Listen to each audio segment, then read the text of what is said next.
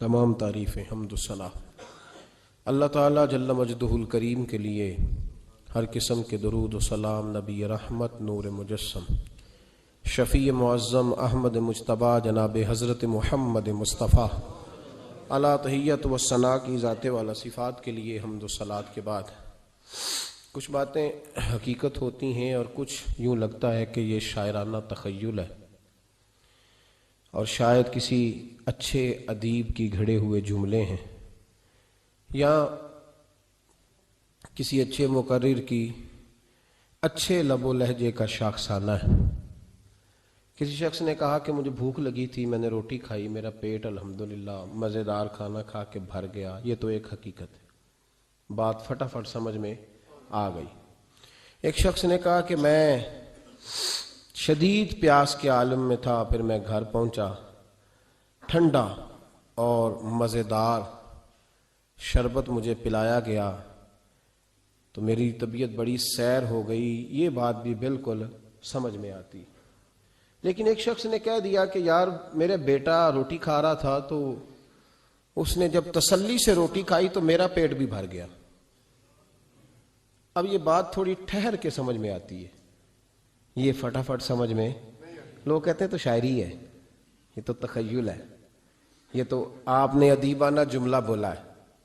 یار میرے دوست بڑا پریشان تھا تو مجھے رات کو نیند نہیں آئی، تو لوگ کہتے ہیں یار یہ فٹافٹ ہضم ہونے والی بات، اس پہ تھوڑا وقت لگتا ہے کہ گھر میں دوست پریشان تھا تو اس کی وجہ سے مجھے رات کو نیند نہیں آئی، تو ذرا تھوڑا سا نا اس کو سمجھنے میں ٹائم لگتا ہے۔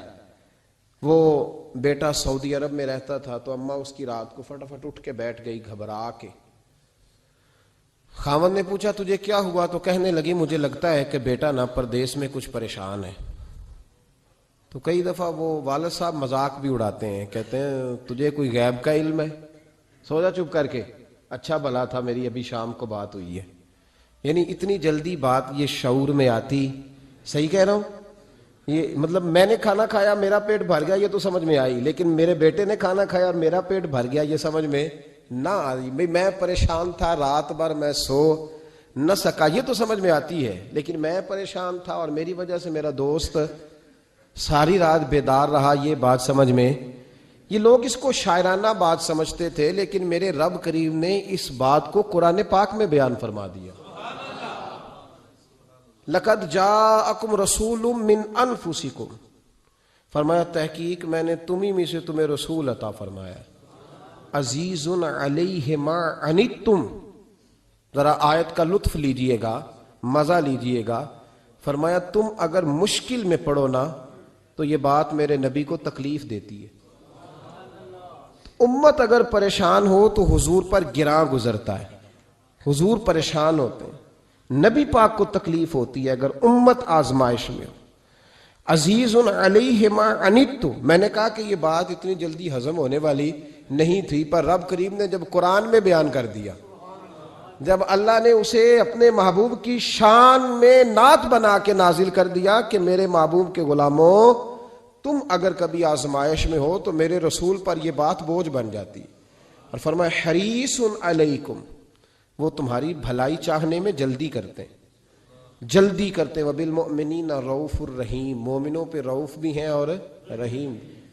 اللہ بھی رؤوف ہے نا، اللہ بھی رحیم ہے، نبی پاک بھی رؤوف ہیں اور رحیم۔ اللہ ہی کہہ رہا ہے حضور کو بالمؤمنین رؤوف۔ یہ سورہ توبہ کی آیت نمبر 128 ہے، مطالعہ کر لیجئے گا۔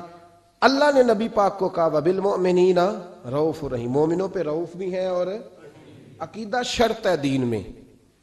اعمال جتنے مرضی بندہ اچھے کر لے، عقیدہ اچھا نہ ہو تو اعمال فائدہ نہیں دیتے، عقیدہ شرط ہے۔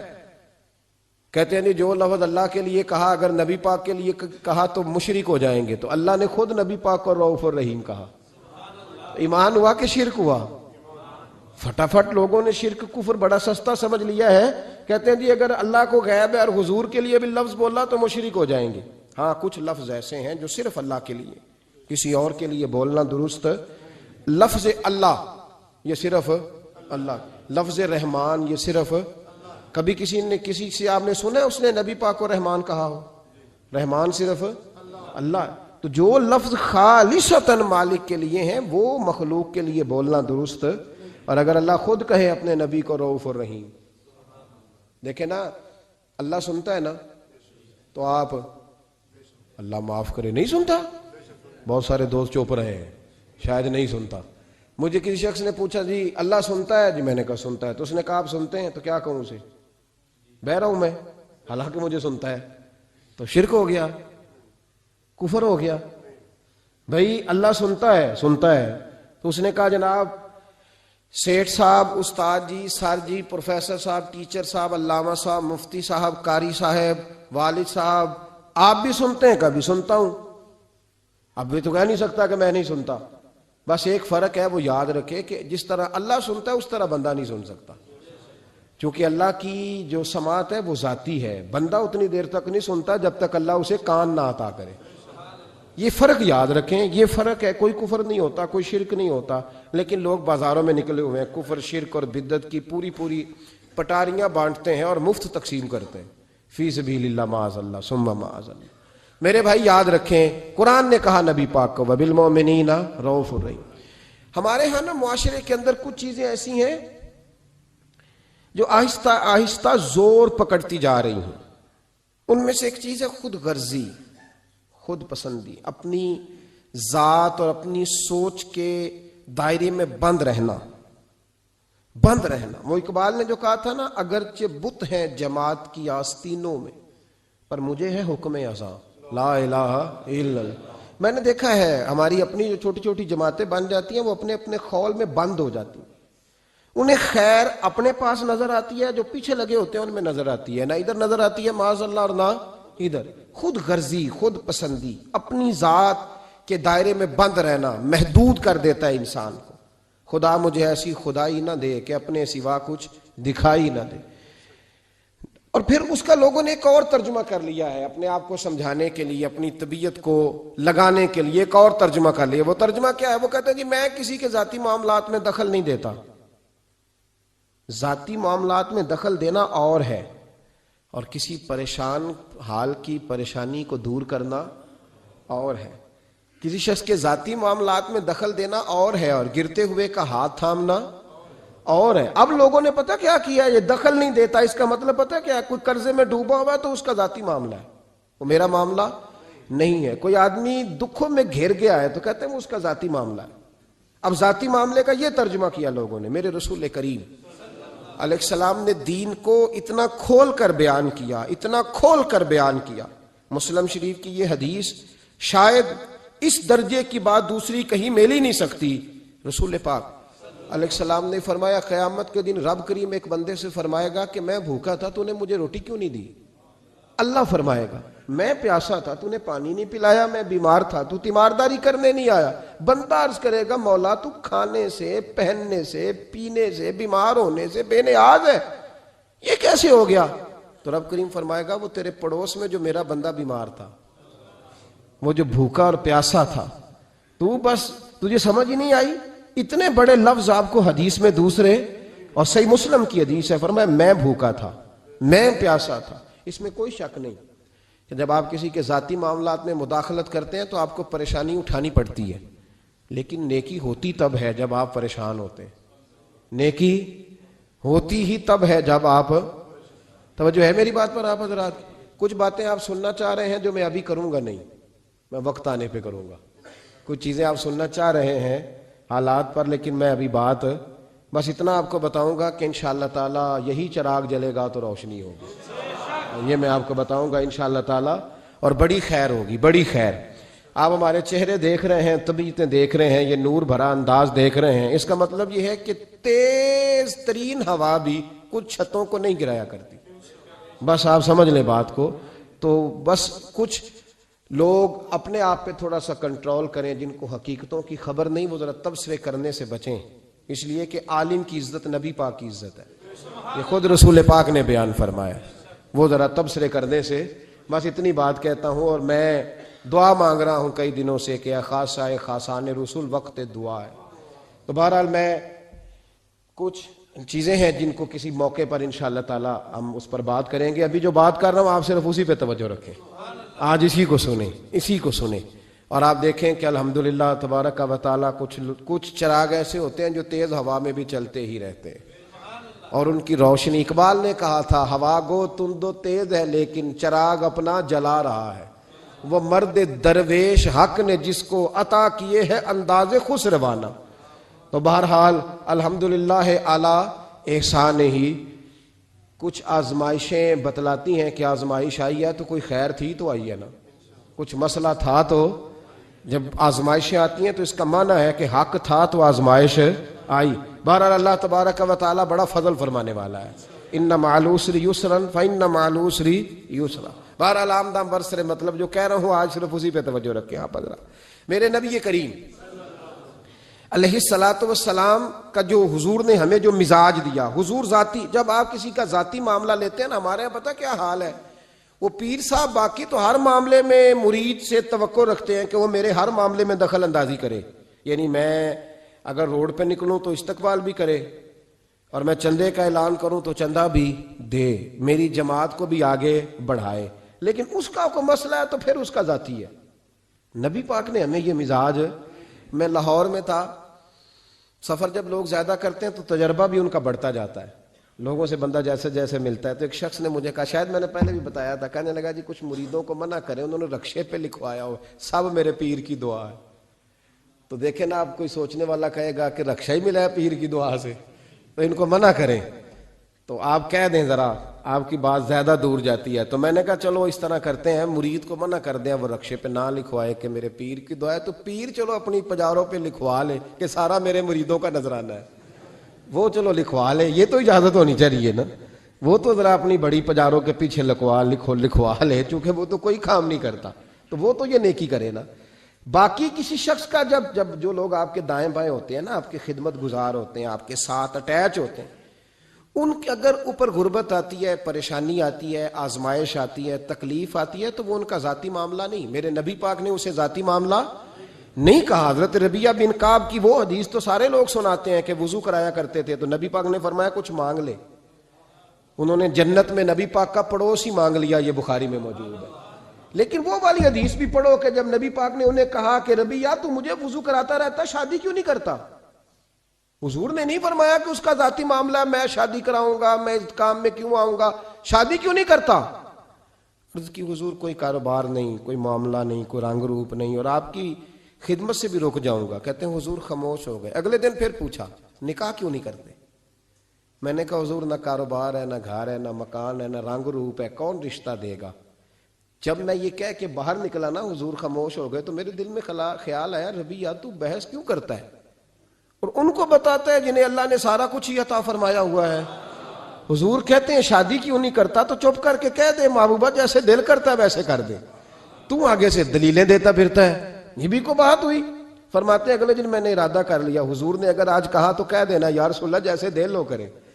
میں نے وضو کرایا، میرا خیال تھا حضور یہاں روک کے کہیں گے، یہاں روک کے کہیں گے، پر حضور نے آج بات ہی کوئی نہ کی۔ میں دیر تک سوچتا رہا یہاں کہیں گے، یہاں کہیں گے، پر آج حضور نے بات ہی نہ کی۔ میں پچھتا رہا تھا کہ 2 دن موقع ملا میں نے ضائع کر دیا۔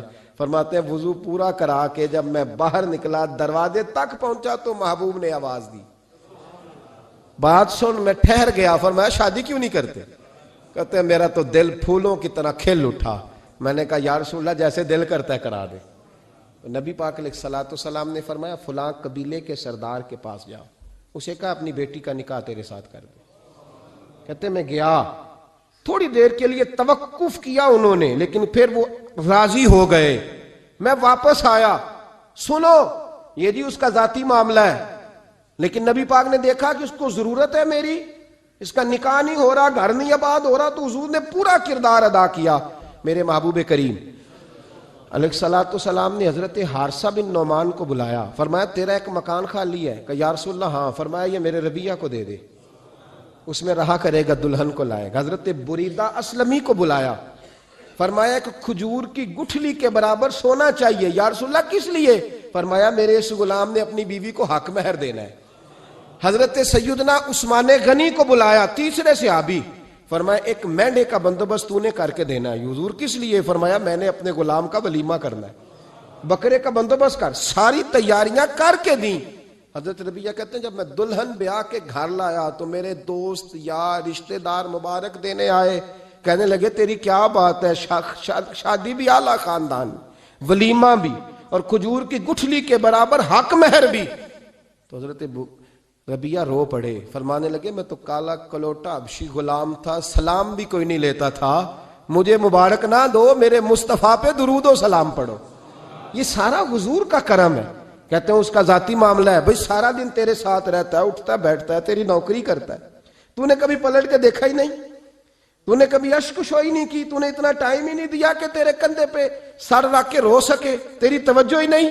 نبی رحمت علیہ السلام دائیں بائیں والوں آگے پیچھے والوں کا خیال رکھتے، جہاں جس کو ضرورت ہوتی حضور اس کی ضرورت میں پہنچتے، اشک شوئی کرتے، نبی پاک پیار کرتے۔ کہتے ہیں اس کا ذاتی معاملہ ہے، میں کیا کروں؟ سنو، حضرت جابر ابن عبداللہ رضی اللہ تعالیٰ عنہ کے جو والد تھے نا حضرت عبداللہ بن عمر رضی اللہ تعالیٰ عنہ، وہ اعلیٰ ترین احد کے شہید ہیں کہ نبی پاک فرماتے ہیں رب کریم نے خود ان سے گفتگو فرمائی ہے، خود ان سے گفتگو کی اللہ تبارک و تعالیٰ نے۔ حضرت جابر بن عبداللہ کے والد عبداللہ بن عمر احد میں شہید ہو گئے تھے، 6 یا 10 بہنیں تھیں ان کی، قرضے چڑھ گئے، کاروبار میں نقصان ہو گیا۔ ضروری نہیں کہ کوئی آدمی دھوکے بازی ہو تو وہ مقروض ہوتا ہے، یہ ضروری نہیں۔ تلک الایام نداولھا بین الناس، اللہ لوگوں کے دن پھیرتا ہے، حالات تبدیل کرتا ہے۔ اب صحابی پہ کچھ شک کر سکتا ہے؟ لیکن حضرت جابر کہتے ہیں اتنا قرضہ چڑھ گیا کہ ایک ایک بال میرا قرضے میں ڈوب گیا۔ قرضے بڑے دینے تھے، مقروض آتے، تنگ کرتے۔ خود نبی کریم علیہ السلام نے فرمایا ہے کہ جو مقروض ہوتا ہے وہ قیدی ہوتا ہے، جب تک قرض دے نہیں لیتا اتنی دیر تک وہ آزاد نہیں ہوتا۔ حضرت جابر ابن عبداللہ کہتے ہیں میرے باغ میں کھجوریں پکی تھیں، یہ بخاری میں بھی ہے، کنز المال میں بھی ہے، ابن کثیر میں بھی ہے، امام حلبی نے سیرت حلبیہ میں بھی لکھا ہے، 20 درجنوں کتابوں میں آپ کو روایت ملے گی۔ فرمانے لگے کھجوریں جب میری پک کے تیار ہو رہی تھیں تو مقروض جب پیسے لینے آتے تو میں کہتا قرضے یہ کھجوریں پکتی ہیں تو دیتا ہوں۔ یہ ہم پنجاب کے لوگ کیا کہا کرتے تھے، ہاڑی سونی جی، یہاں چاول کی فصل پہ، یہاں گندم کے، ہم نے تو کپڑے لیے ہوتے تھے ادھار دکانوں سے کہ فصل پکتی ہے تو پھر دے دیتے ہیں، کہا کھجوریں پکتی ہیں تو دیتا ہوں۔ فرماتے پتہ مجھے بھی تھا کھجوریں زیادہ تھوڑی ہیں اور جن کے پیسے دینے ہیں وہ پیسے، فرماتے ہیں کھجوریں پک گئیں، اتاری تو یہ تو 11 گنا بھی اور ہوں تب بھی قرضہ نہیں اترتا۔ کہتے ہیں میں نے دوستوں سے، یاروں سے، رشتہ داروں سے، وہ جو کہتے نہیں کوئی حکم ہوا تو بتانا، پھر جس دن بندہ حکم بتاتا ہے اس دن کہتے ہیں آج سویرے ہی بچہ پیسے لے گیا ہے، یہ تو 2 گھنٹے پہلے بتاتا تو تیرا کام، ہنس رہے ہیں آپ بیچ بیچ میں سے، 2 گھنٹے بعد لیٹ ہیں آپ، بلکہ کئی تو پونے گھنٹے کا ٹائم دیتے ہیں، کہتے ہیں پونا گھنٹہ پہلے تو آ جاتا تو تیرا کام بس، اور جب بھی آپ فون کرو اس سے اگلی دفعہ کریں تو پھر شاید آدھے گھنٹے کا ٹائم دے دیں کہ آدھا گھنٹہ ہو گیا تو لیٹ ہو گیا، ورنہ کام بالکل تیار تھا۔ اور ہمارے زمانے میں تو دوستی قائم رکھنی ہے تو صرف اس سے رہ سکتی ہے جسے آپ کام نہ بتائیں، حالانکہ اس دوست کا کیا مطلب، دنیا تے جو کام نہ آیا اوکھے سوکھے ویلے، اس بے فیضے سنگی کولوں بہتر یار اکیلے، کیا مطلب ہے؟ کام بتایا تو رفو چکر ہو گیا، مانا کیا ہوا اس بات کا؟ میرے رسول کائنات علیہ السلام کے صحابی کہتے ہیں سب سے کہا پر کسی نے نہ سنی، جب میں تھک گیا نا تو میں دروازہ رسول پہ چلا گیا، یا رسول اللہ یا رسول اللہ یا رسول اللہ۔ حضور قرضے زیادہ ہیں، کھجوریں کم ہیں، یہودیوں کے پیسے ہیں وہ مانتے نہیں، نبی پاک نے فرمایا ان سے کہو تھوڑے تھوڑے لے لیں باقی پھر دے، حضور نہیں مانتے۔ حضور کہہ سکتے تھے سلمان جاؤ بات کر کے آؤ، جاؤ بلال صہیب جاؤ، کون جاتا ہے مقروضوں کی سفارش کرنے؟ کہتا ہے بھائی میں نہیں بیچ میں آؤں گا، اتنے پیسے اوہ میں اپنے موبائل فون بند کر جاتے، کوئی پوچھے نہ۔ لیکن نبی کریم علیہ السلام نے فرمایا سنو، خود رسول پاک نے، خود نبی پاک نے، حضور نے فرمایا چل میں تیرے ساتھ چلتا ہوں، چل میں تیرے ساتھ چلتا ہوں، مقروض کے ساتھ، امیر کے ساتھ نہیں، اس کے ساتھ نہیں جس نے پیسے لینے ہیں، بلکہ حضور مقروض کے ساتھ، گرے ہوئے کے ساتھ چلے، چل میں چلتا ہوں۔ یہودی تک گئے، فرمایا کچھ لے لے، یہ بیچارہ دھوکے باز نہیں الجھ گیا ہے، غربت، کچھ لے لے باقی پھر دے دیں گے۔ کہنے لگا سارے ہی لینے ہیں۔ جب اس نے بات نہ مانی تو پھر یہ اللہ کے رسول ہے نا۔ اعلیٰ حضرت فرماتے ہیں میرے کریم سے گر قطرہ کسی نے مانگا دریا بہا دیے ہیں، دربے بہا دیے۔ یہ دربے کیا ہوتے ہیں؟ یہ مجھے پوچھا تھوڑے دن پہلے ایک شخص نے۔ آپ سنتے رہتے ہیں نا شعر، آپ تو ترجمہ پوچھتے ہی نہیں نا، کبھی پوچھ لیا کریں کہ اس کا معنی کیا ہے، کبھی پرچی لکھ لیا کریں تاکہ کوئی جب آپ سے پوچھے تو یہ دربے کیا ہے۔ لفظ دربے ہے ہی نہیں، اصل میں اعلیٰ حضرت کو پڑھتے نہیں نا لوگ، تو انہیں پتہ ہی نہیں وہ بات کتنی اعلیٰ۔ یہ لفظ دربے نہیں ہے۔ اعلیٰ حضرت کہتے ہیں میرے کریم سے گر قطرہ کسی نے مانگا، دریا بہا دیے ہیں، در بے بہا دیے ہیں۔ در علیحدہ ہے اور بے بہا، در کہتے ہیں ہیرے کو، ایک معنی ہیرا ہے، در بے بہا، بے بہا کی تو سمجھ آتی ہے نا، در بے بہا دیے ہیں یعنی ہیرے بے بہا دیے ہیں اسے۔ اب سمجھ آئیے بات کی، دریا بہا دیے ہیں، در بے بہا دیے ہیں، یہ معنی ہے شعر کا۔ تو جب وہ نانا مانا یہودی، تو نبی کریم علیہ الصلوۃ والسلام فرمانے لگے نہیں تو پھر پورے لینے ہیں؟ کہنے لگا جی پورے لینے۔ حضور فرمانے لگے کل آ جانا، سارے دے دیں گے، پورے پیسے تیرے ملیں گے، تو آ جانا۔ حضرت جابر ابن عبداللہ کو حضور نے فرمایا کھجوریں اتار کے نا تو اپنے باغ میں ڈھیر لگا اور میں آیا۔ حضرت عمر حدیث کے راوی ہیں، فرماتے ہیں بس رسول پاک چل پڑے، حضور نے کندھے پہ رومال رکھا، حضور چل پڑے، کوئی چٹائی نہیں بچھائی، حضرت جابر کہتے ہیں کوئی صوفہ نہیں رکھا، کوئی پھولوں کے ہار نہیں، حضور آئے، 2-3 چکر میرے باغ کے لگائے اور کھجوروں کے ڈھیر کے پاس بیٹھ گئے، فرمایا بلا جس کے پیسے دینے، بلا، اب تنگی داماں پہ نہ جا اور بھی کچھ مانگ، بلا۔ فرماتے بندے کو بلایا، حضور نے فرمایا کتنے پیسے؟ حضور اتنے درہم دینار ہے۔ فرمایا کھجوریں تولتا جا اور دیتا جا۔ فرماتے ہیں میں دیتا گیا، میں نے کہا حضور اس کے پیسے پورے ہو گئے۔ حضور مسکرا کے فرمانے لگے چل 4-5 کلو کھجوریں اضافی دے دے، کوئی عرض نہیں۔ کہتے ہیں وہ بھی دے دی۔ حضور نے فرمایا بلا دوسرے کو، فرمایا اس کو بھی بلایا، تولتا گیا، دیتا گیا، حضور پورے ہو گئے۔ نبی کریم علیہ الصلوۃ والسلام نے فرمایا چل 4-5 کلو کھجوریں زیادہ دے دے۔ کہتے ہیں قرضے بھی دے دیے، 5-5 کلو کھجوریں بھی زیادہ دے دی۔ محبوب اٹھے، کچی زمین پہ بیٹھے تھے، حضور نے لباس مبارک کو جھاڑا، رومال کندھے پہ رکھا، فرمایا میں مسجد جا رہا ہوں، وہاں آ کے مجھے خبر دینا، وہاں آ کے مجھے بتلانا کہ جب میں آیا تھا تب کھجوریں زیادہ تھی کہ جب واپس گیا ہوں تب زیادہ ہے۔ وہاں مجھے آ کے اطلاع دینی یا بتانا ہے مجھے، وہاں آ کے میں جا رہا ہوں مجھے بتانا ذرا وہاں آ کے۔ حضرت جابر ابن عبداللہ کہتے ہیں میں نے کھجوریں تولی، میں تھک گیا، ڈھیر تو چھوٹا تھا پر وزن ہی بڑا نکلا۔ کہتے ہیں میں تھک گیا، جتنی دی تھی نا اس سے زیادہ تول کے باقی پڑی رہنے دی۔ میں مسجد میں گیا، ذرا لفظ سننا حدیث کے، کہتے ہیں مسجد میں گیا، جا کے عرض کی یا رسول اللہ میں تول آیا ہوں، جب آپ آئے تھے تھوڑی تھی اور جب واپس آئے ہیں تو کئی گنا بڑھ گئی ہیں۔ حضور نے پتہ کیا فرمایا؟ فرمایا یہ بات نا جو تو نے مجھے بتائی ہے، یہ بات ذرا میرے عمر فاروق کو بھی بتا، عمر بڑا راضی ہوگا، عمر کو بھی بتلا یہ بات۔ گویا نبی پاک کے معجزات کی، فضائل کی، شمائل کی باتیں جب بتائی جاتی تھیں صحابہ کے دل ٹھنڈے ہوتے تھے۔ عمر کو بھی بتا، عمر راضی ہوں گے۔ جناب جابر ابن عبداللہ رضی اللہ تعالیٰ عنہ فرماتے ہیں میں حضرت عمر کے پاس گیا، میں نے کہا عمر میری یہ رائے تھی کہ جتنی میری کھجوریں ہیں 11 گنا اور بھی اتنی ہوں تو پھر بھی قرضہ نہیں اترتا، لیکن سارے قرضے بھی اترے، 5-5 کلو کھجوریں بھی زیادہ دے دی اور پہلے سے زیادہ کھجوریں پڑی ہیں۔ تو کہتے ہیں حضرت عمر کی آنکھیں روشن ہو گئیں، چہرہ مسکرانے لگا، کہنے لگا تو اب بتا رہا ہے نا، اب واپس آ کے رزلٹ سنا رہا ہے، تو صحابہ سے پوچھ لے جب نبی کریم گئے تھے تو میں نے اسی وقت کہا تھا، حضور کے جاتے ہی میں نے کہا تھا اب دیکھنا رب کریم جابر بن عبداللہ پر ساری ہی رحمت نازل فرما دے، اللہ ہر قسم کا کرم فرمائے گا، خیر ہی خیر ہو جائے گی۔ دیکھ لے میں نے پہلے بتلا دیا۔ میرے نبی پاک سلام چھوٹی چھوٹی باتوں کا خیال رکھ، چھوٹی چھوٹی چیزوں پر توجہ دیتے، خیال کرتے کس کو کس وقت کس چیز کی کہاں حاجت ہے، اس کی وہ حاجت پوری کی جاتی، اس کا دھیان رکھا جاتا۔ حضرت جابر خود فرماتے، یہ مسلم کے لفظ ہے، فرماتے ایک دفعہ میں حضور کے ساتھ جہاد پہ گیا تھا، میرا اونٹ کمزور تھا، میں پیچھے رہ گیا۔ ہمارے یہاں شرط لگتی ہے نا، اللہ تعالیٰ خیر فرمائے، ایک بھائی گاڑی خریدتا ہے پھر دوسرا چاہے زیور بیچے اس نے بھی خریدنی ہوتی ہے ورنہ گھر میں گھسنے کی اجازت نہیں ملتی، بہت سارے خرچے۔ یہ جو جوائنٹ فیملی سسٹم ہے نا، اکٹھے جہاں بھائی رہتے ہیں 3 4 5 6، اس کے بہت سارے خرچے ضد کی وجہ سے بڑھ جاتے ہیں، اس نے کیا ہے تو لہذا میں نے بھی، ہوتا ہے نا جی ایسے، تو پھر اس ضد میں کوئی پیچھے پلٹ کے نہیں دیکھتا کہ چلو جو پیچھے رہ گیا اس کا بھی ہاتھ پکڑے ساتھ آ جائے، دوڑتے رہتے ہیں۔ اس میں بیچارے کئی تھک جاتے ہیں، کئیوں کے پیر دوڑ دوڑ کے سوج جاتے ہیں، بڑے مسئلے بنتے ہیں، لیکن پیچھے پلٹنے کو کوئی تیار ہے؟ اس دوڑ نے ہمیں تھکا کے رکھ دیا۔ مسلم میں ہے، جناب جابر ابن عبداللہ کہتے ہیں حضور کے ساتھ میں جہاد پہ گیا، واپس آ رہا تھا، میرا اونٹ کمزور تھا، بوڑھا تھا، بیمار تھا، سب لوگ آگے گزر گئے، میں پیچھے رہ گیا، کچھ میں پریشان رہتا تھا غربت سے، تو میں مایوس بھی تھا، ذرا پیچھے رہ گیا، پریشان تھا۔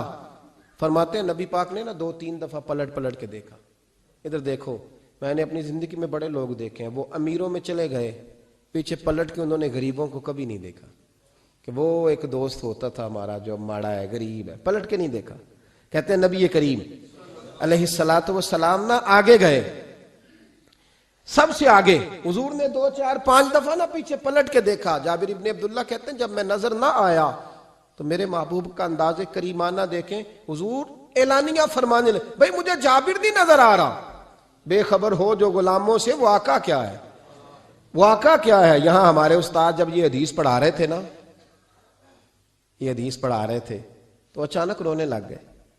میں نے کہا حضور کیا ہوا، رو کیوں پڑے؟ تو کہنے لگے یار سوچتا ہوں جو محبوب جہاد سے واپسی پر اپنے غلاموں کو نہیں بھولے، وہ میدان محشر میں کیسے بھول جائے گے؟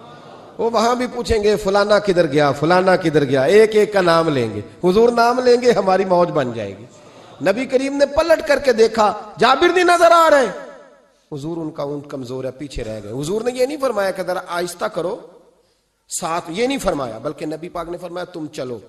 قافلہ چلتا رہا، حضور نے گھوڑا پیچھے کی طرف موڑا، سب سے پیچھے آئے۔ جناب جابر کہتے ہیں پیچھے میرے پاس، اس حکمت کو آپ سمجھیں، حدیث کے ان لفظوں پر آپ غور کریں، ایک کہہ کے کہنا ذرا اس کو میرے پاس لاؤ، یہ بات اور ہے، ذرا آہستہ ہو جا، وہ بھی ساتھ مل جائے، لیکن یہ معنی اور ہے کہ غریب جہاں بیٹھا ہے اس کے پاس خود چل کے جانا۔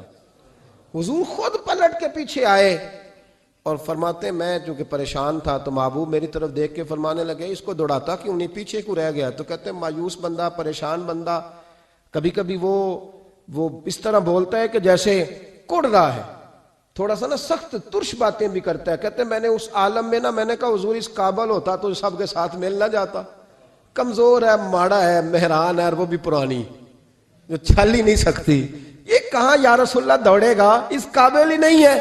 حضور اس قابل ہوتا تو قافلے کے ساتھ نہ ہوتا۔ کہتے ہیں حضور نے میری طرف توجہ فرمائی، میں باتیں کر رہا تھا اپنے اندر کی پریشانی کی، تو حضور مسکراتے جا رہے ہیں۔ حضور کے ہاتھ میں چھڑی تھی، فرمانے لگے ایسے ہی تو باتیں کر رہا ہے۔ نبی پاک نے اونٹ کی پشت پہ چھڑی لگائی اور فرمایا تو دوڑتا کیوں نہیں؟ بڑے ہلکے سے مسکرا، اوے تو دوڑتا کیوں نہیں؟ تو جناب جابر ابن عبداللہ کہتے ہیں جو سب سے پیچھے تھا نا وہ سب سے آگے نکل گیا، وہ دوڑتا گیا، دوڑتا۔ فرماتے ہیں میرا چہرہ بھی عجیب سا، لوگ میرے انداز دیکھیں کہ یہ کیسے آگے نکل گئے، کیسے، کبھی نہ سوچ یہ کیسے نکل گیا، بس سمجھ لے آگے وہی نکلا ہے جسے مصطفیٰ کی تھپکی مل گئی ہے۔ تو یہ نہ کہ سیاست کر گیا، چلاکی کر گیا، بس تھپکی مل گئی تو بات بن گئی۔ کہتے ہیں میں نکل گیا آگے، حضور کی تھپکی جو ملی تھی۔ حضرت جابر ابن عبداللہ کہتے ہیں حضور گھوڑا دوڑا کے میرے پاس آئے، خود حضور نے میرا اونٹ تیز کرایا نبی پاک کی برکت سے۔ تو قریب آ کے فرمانے لگے ٹھہر جا یار، ہم بھی تیرے قافلے میں، ہمیں بھی ساتھ لے لے۔ فرماتے اب تو میں رو ہی پڑا کہ خود بھیک دیں، خود ہی کہیں منگتے کا بھلا ہو، ٹھہر جا یار ہمیں بھی ساتھ لے لے۔ جناب جابر ابن عبداللہ رضی اللہ تعالیٰ عنہ فرماتے ہیں کہ جگہ پڑاؤ کیا، رکے، ٹھہرے کھانے پینے کو، نماز پڑھنے۔ نبی کریم نے مجھے بلایا، میں حاضر ہوا تو کہا یا رسول اللہ حضور حکم۔ تو محبوب فرمانے لگے جابر یار تیرا اونٹ میں نے نرالا ہی دیکھا، بوڑھا ہو کے سب سے آگے نکل جاتا ہے، بیمار ہو کے، کمزور ہو کے۔ کہتے ہیں میں چہرہ دیکھتا جا رہا ہوں کہ حضور سارا ہی پتہ ہے آپ کو، میں کیا عرض کروں؟ تو محبوب فرمانے لگے پسند آ گیا ہے، بیچ نہیں دیتے میرے ہاتھ؟ کہا یا رسول اللہ آپ رکھ لیں، حضور آپ کا ہی ہے۔ فرمایا نہیں میں پیسے دوں گا۔ کتنے کا ہے؟ کہا یا رسول اللہ آپ رکھ لیں۔ فرمایا پیسے دوں گا۔ یا رسول اللہ مارکیٹ میں جاؤں تو 6-7 دینار کا بکے گا۔ فرمایا نہیں بھائی میں تو پورے 10 دوں گا۔ 6-7 نہیں، میں تو پورے، حساب سیدھا، 6-7 کا کیا حساب ہوا، 10 پورے کا۔ حضور پھر بندہ نوازی ہے نا، کون بول سکتا ہے؟ حضور نے فرمایا بلال تیرے پاس 10 دینار تھے؟ حضور ہیں۔ فرمایا ان کو دے دو، اونٹ کے پیسے رکھ لو اور مال نہ مدینے جا کے دے دینا۔ جابر ابن عبداللہ کہتے ہیں میں مدینے گیا شام کو، میں نے نا کبھی اپنے اونٹ کی اتنی خدمت نہیں کی جتنی اس دن کی. میں نے اسے بڑے پیار سے نہلایا، میں نے نئی رسی خرید کے اسے نکیل ڈالی، آج محبوب کی بارگاہ میں لے کے جانا ہے. کہتے ہیں تیاری کر کے نا، تیاری پوری تیاری کر کے، تن تندور ہڈاں دا بالن تے اسی ہاواں نال تپایا، کپ کپ مکیاں پیڑے کیتے، عشق پلے تھن لایا، تن دا سالن تے من دی ہانڈی، اتو لون صبر دا پایا، غلام فریدا وے میں ساری تیری، تینوں اجے یقین نہیں آیا. کہتے ہیں اسے بڑے پریم سے، بڑی محبت سے سجا کے، سوار کے، نکھار کے، تیار کر کے میں نبی کریم کی بارگاہ میں لے کے گیا. ظہر کی نماز پڑھ کے حضور نکلے، میری طرف دیکھا، میں نے کہا حضور پیسے لے لیے تھے، یہ آپ کا سامان ہے، مال ہے. کہتے ہیں حضور نے نکیل تھامی، میں واپس پلٹا، بھی گلی کی نکر مڑا نہیں تھا، حضور نے آواز دی، جابر ذرا سن تو صحیح. کہتے ہیں میں واپس آیا تو حضور مجھ سے باتیں کرنے لگے، فرمانے لگے یہ میرا اونٹ ہے، اسے کمزور اور بوڑھا نہ سمجھنا، کبھی جانوروں میں دوڑا کے دیکھنا، سب سے آگے نکل جاتا ہے. اور کریم محبوب فرمانے لگے 6-7 دینار کا نہ سمجھنا، میں نے پورے 10 دینار کا خریدا. اور پھر حضور پھر مسکرائے، فرمایا جابر تمہیں پتہ ہے تحفہ لینے دینے سے محبت بڑھتی ہے؟ حضور ہاں. فرمایا رکھ لو، میں تمہیں تحفے میں دینا چاہتا ہوں، رکھ لو، میں تحفے میں دینا چاہتا ہوں. جناب جابر ابن عبداللہ کہتے ہیں میں واپس لوٹ رہا تھا، رو رہا اور کہہ رہا تھا جیسا نبی اللہ نے مجھے دیا، جیسا رسول اللہ نے، سب سے اولا ہو آلہ ہمارا نبی، سب سے بالا ہو آلہ ہمارا. کون دیتا ہے دینے کو منہ چاہیے، دینے والا ہے سچا ہمارا نبی. غمزدوں کو رضا مجدہ دیجئے کہ ہے بے کسوں کا سہارا ہمارا نبی کریم سید عالم صلی اللہ علیہ وسلم. دائیں بائیں آگے پیچھے خیال رکھتے کس کو، کس وقت، کس انداز میں، کتنی حاجت ہے. حضرت مقداد حضور کے غلام ہیں، وہ کہتے ہیں میں تھا اور میرے ساتھ 2 صحابہ اور تھے، ہمیں بھوک لگ گئی. مدینے میں نا کچھ قحط کا سما تھا، کئی دنوں سے بارش نہیں ہوئی تھی، فصلیں نہیں پکی تھی. فرماتے ہیں بھوک نے بڑا ستایا. ہمارا یہ طریقہ تھا کہ جب ہمیں شدید بھوک لگتی تھی تو ہم کسی صحابی سے کوئی مسئلہ شرعی مسئلہ دریافت کرتے تھے. یہ اب جا کے ہر قاری صاحب پہ، ہر امام صاحب پہ فٹ نہ کر دینا بات. آپ باتیں سنتے ہیں پھر ترجمے اپنی مرضی کے کرتے ہیں، جا کے ہر مولوی صاحب پہ فٹ نہ کر دینا. کہتے جب مسئلہ پوچھتے تھے نا کسی صحابی سے تو پہلے روٹی کھلاتا تھا پھر مسئلہ بتاتا تھا. اب میں پہلا وضاحت کر لی یہ گل دی آپ، اس لیے میں نے اگلی بات بعد میں کی ہے، کیونکہ آپ نے اسی صاحب سے روٹی کھلانی ہے نا جس حساب سے اپنے امام کو تنخواہ دیتے ہو، اسی صاحب سے روٹی کھانی ہے نا اس بیچارے. تو فرمانے لگے کہ جب نہ ہم کسی شخص سے، کسی صحابی سے مسئلہ پوچھتے نا تو پہلے وہ، اس لیے یہ جو آستانوں پہ لنگر ہوتا ہے، یہ جو بزرگان دین خانقاہوں پہ لنگر رکھتے ہیں، یہ صحابہ کا طریقہ ہے کہ جس کو دین بتایا جاتا تھا اسے پھر لنگر بھی کھلایا جاتا ہے. بہت سارے لوگ اس کا مذاق اڑاتے ہیں کہ یہ کیا ہے. بھئی یہ رسول اللہ کی سنت ہے صلی اللہ ہو، پڑھیے درود صلی اللہ ہو. چلے جنہوں نے پہلے نہیں پڑھا وہ بھی شامل ہو جائے، پڑھے صلی اللہ تعالی علیہ وسلم. فرماتے ہیں اس دن بڑی بھوک لگی، 3 دوست تھے ہم، 3 صحابہ تھے. ہم نے حضرت ابوبکر صدیق کو گلی میں کھڑا کر لیا. سب صحابہ کے حالات کچھ نہ کچھ ان دنوں میں نا ٹائٹ تھے، کمزوری تھی، چونکہ فصلیں نہیں تھی، بارشیں نہیں تھی. ابوبکر ایک مسئلہ پوچھنا ہے، کہتے کھڑے کھڑے جناب صدیق اکبر نے کہا پوچھو. پہلے روٹی بھی ساتھ پوچھتے تھے، کہنے لگے چلو پوچھو. کہتے مسئلہ پوچھا اور بتا کے رخصت ہو گئے. پھر ہم نے حضرت عمر سے پوچھا، انہوں نے بھی سوال کا جواب دیا پر کھانا نہ پوچھا. پھر 2-3 اور لوگوں کو ہم نے ٹٹولا، لیکن اس دن سب نے مسئلہ ہی بتایا، روٹی نہیں پوچھی. حضرت مقداد کہتے ہیں ہم نے پروگرام بنایا حضرت عبد الرحمن ابن عوف سے مسئلہ پوچھنے کا، تو میرے ساتھ والے دونوں کہنے لگے بس کر، بڑے آزما لیے، اب چل سیدھا دروازہ رسول پہ چلے. اب مسئلہ پوچھنا ہے تو ان سے پوچھنا جن سے سن کے ساری دنیا مسئلے بتاتی ہے، انہی سے پوچھتے ہیں، ڈائریکٹ چلتے ہیں. کہتے ہیں ہم آئے مسجد نبی میں، حضور بیٹھے تھے. حضرت مقداد کہتے ہیں ہماری بکریوں کے تھنوں میں دودھ خشک ہو گیا تھا. حضور تشریف فرما تھے، السلام لی، دست بوسی کی، اتحیات میں بیٹھ گئے. حضور ایک مسئلہ پوچھنا تھا. حضور مسکرائے، فرمانے لگے لگتا ہے بھوک لگ رہی ہے تم تینوں کو. مجھے مسئلے کی سمجھ آ گئی، بھوک لگی ہوئی ہے یا رسول اللہ بڑی. فرمایا میری 4 بکریاں ہیں اور اللہ نے فضل کیا، قحط میں بھی ان کے تھن دودھ سے بھرے ہوئے ہیں. فرمایا جاؤ، 3 تم ہو، چوتھا میں ہوں. اس طرح کرنا، 3 بکریوں کا دودھ تم پی لینا، 1 کا میرے لیے لے آنا. کہتے ہیں یا رسول اللہ ہم پی آئے، تو حضور نے فرمایا رکو، جب تک تمہارا دل کرے میرے مہمان بن سکتے ہو۔ فرماتے ہم 3 دن نبی پاک کے مہمان رہے، صبح و شام 4 بکریوں کا دودھ دھوتے، 3 کا پی لیتے، 1 پیالہ حضور کے لیے رکھ لیتے۔ فرماتے ہیں تیسرا دن آیا نا، حضرت مقداد کہتے ہیں وہ تو سو گئے دودھ پی کے، پر وہ جو نبی پاک کے لیے پڑا تھا نا، میری بار بار توجہ اس کی طرف جاتی، بار بار، اور میرے اندر سے آواز آتی کہ حضور کو تو بڑی خدمت کرتے ہیں صحابہ، تو حضور نے تو شاید کچھ اور کھا لیا ہو تو پی نہ لوں۔ کہتے ہیں کئی دفعہ میں نے روکا پر میں نہ ہی اپنے آپ کو روک سکا، میں پی گیا حضور کے حصے کا بھی دودھ۔ جب میں پی گیا وہ دودھ، کہتے ہیں اب پینے کے بعد جو پریشانی ہوئی وہ زیادہ تھی، دل میں خیال آیا اگر حضور ناراض ہو گئے کہ بھئی تمہیں تمہارے حصے کا دودھ دیا تھا اور مسلسل 3 دن سے مل رہا ہے، پھر کیوں پیا؟ اور حضور ناراض ہو گئے تو گرا جو ان کی نگاہ سے وہ سنبھل نہیں سکتا، فرمانے لگے اسی پریشانی میں تھا کہ حضور آ گئے، اب تو میرا وجود کانپنے لگا۔ سرکار سیدھے اس پیالے کی جانب گئے جس میں دودھ ہوتا تھا، فرماتے ہیں نبی پاک نے نہ اٹھایا کپڑا، اٹھایا برتن، دودھ نہیں تھا، حضور نے پوچھا نہیں کون پی گیا ہے، بلکہ نبی پاک نے ہاتھ اٹھایا کہ اللہم اطعم من اطعمنی واسقی من سقانی، یا اللہ جو مجھے کھلائے تو اسے کھلا، جو مجھے پلائے تو اسے پلا۔ حضرت مقداد کہتے ہیں میں نے کہا اوہ یہ تو بڑی قیمتی دعا مل رہی ہے، بکریاں میری جو بکریاں تھی وہ تو پہلے نہیں دودھ دے رہی، تھنوں میں دودھ خشک ہے، اور اتنی بڑی دعا کہ جو کھلائے اسے کھلا، جو پلائے اسے پلا۔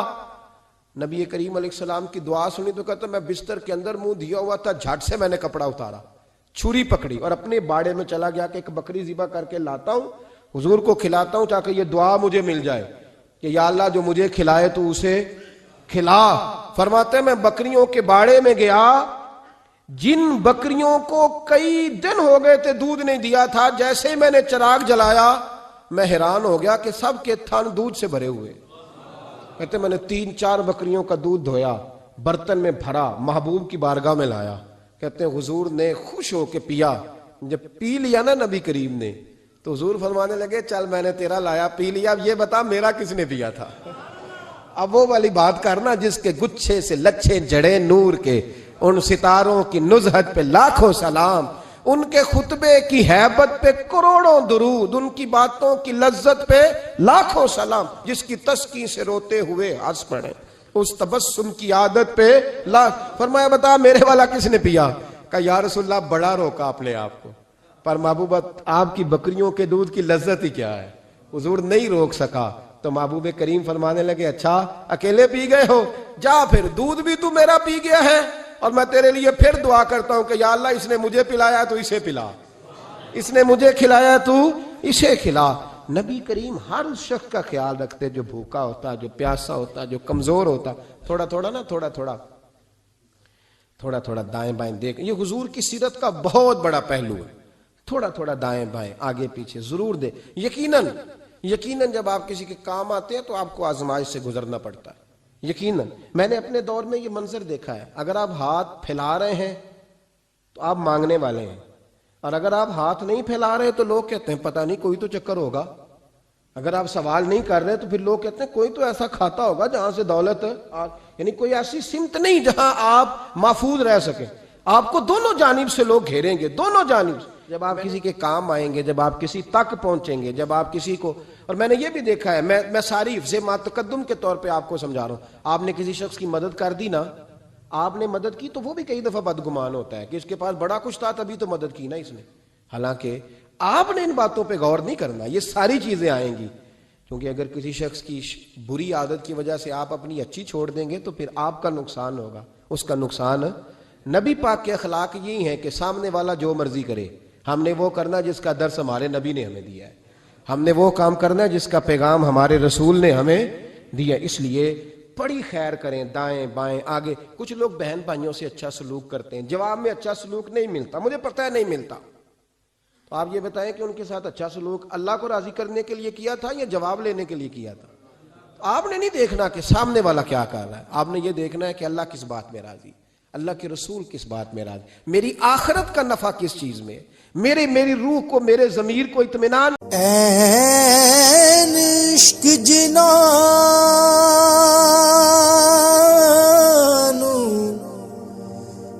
لگ جاندا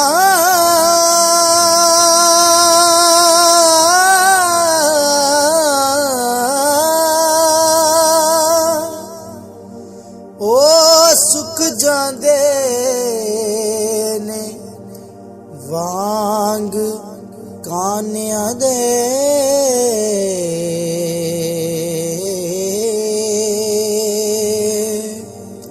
ਉਹ ਕੁਝ ਸੁੱਕ ਜਾਂਦੇ ਕੁਝ ਮੁੱਕ ਜਾਂਦੇ